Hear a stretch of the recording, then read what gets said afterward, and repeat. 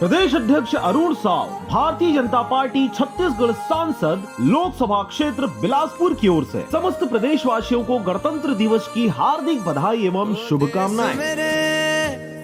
महापौर बिलासपुर रामशरण यादव की ओर से समस्त प्रदेशवासियों को गणतंत्र दिवस की हार्दिक बधाई एवं शुभकामनाएं।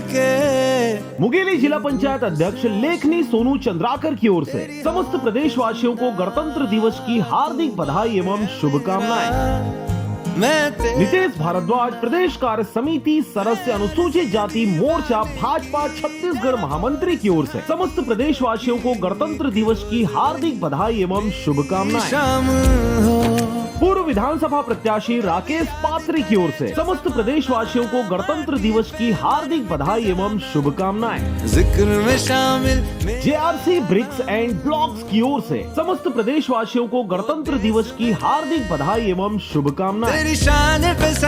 अध्यक्ष शहर कांग्रेस कमेटी मुंगेली स्वतंत्र मिश्रा की ओर से समस्त प्रदेशवासियों को गणतंत्र दिवस की हार्दिक बधाई एवं शुभकामनाएं। अध्यक्ष राज्य पिछड़ा वर्ग आयोग छत्तीसगढ़ कैबिनेट मंत्री दर्जा प्राप्त थानेश्वर साहू की ओर से समस्त प्रदेशवासियों को गणतंत्र दिवस की हार्दिक बधाई एवं शुभकामनाएं।